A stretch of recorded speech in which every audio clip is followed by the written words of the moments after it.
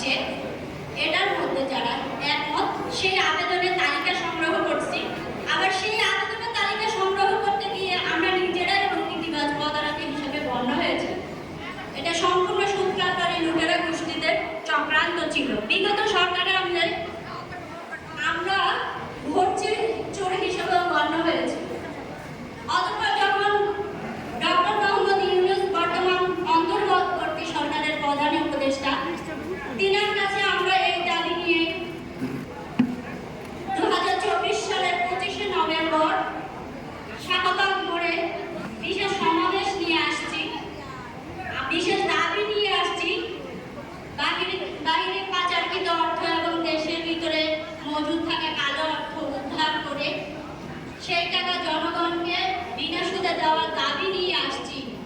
সেই মুহূর্তে কিছু সুদকারবারী দুর্নীতিবাদ আবারও আমাদেরকে বাধাগ্রস্ত করেছে, কিছু প্রেস মিডিয়া ভুল বোঝাবুঝি সৃষ্টি করেছে। অতঃপর আমাদের কার্যক্রম আবারও পিছিয়ে গেছে, বাট আমরা পিছু হটি নাই।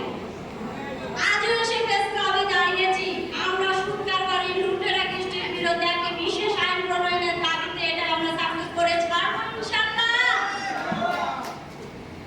1,80,00,000 মানুষকে, 1,80,00,000 বাংলাদেশের জনগণকে, মানে বাংলাদেশের প্রতি 10 জনে একজনকে অন্তত বিনা সুদে বিনা জামানতে একটা ঋণ, একটা পুঁজি আমরা দেব। সেটার প্রতিশ্রুতি আমরা ব্যক্ত করেছিলাম। সেটা আমাদের পকেট থেকে না, সরকারের ব্যাংক থেকে না। যেই টাকাগুলো পাচার হয়ে গেছে সেই টাকাগুলো লুটেরা গোষ্ঠী ব্যাড ট্যাক্স বিভিন্ন সেবার অজুহাত দিয়ে আমাদের কাছ থেকে নিয়ে গেছে। সেই টাকা উদ্ধার করে জনগণকে বিনা সুদে বিনা জামানতে আমরা পুঁজি দেওয়ার প্রতিশ্রুতি দিয়েছিলাম।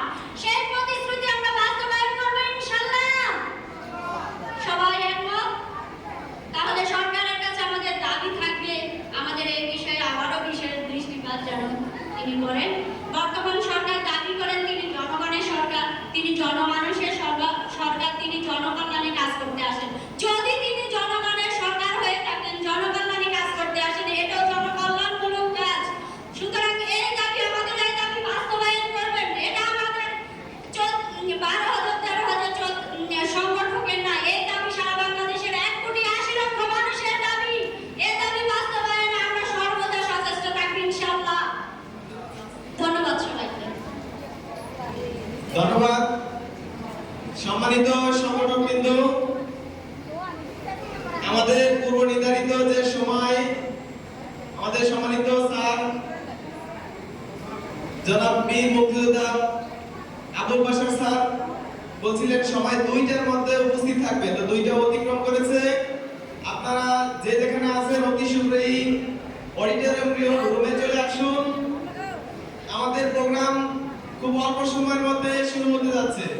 এই পর্যায়ে গান দিয়ে আসবেন ঝর্ণা বেগম।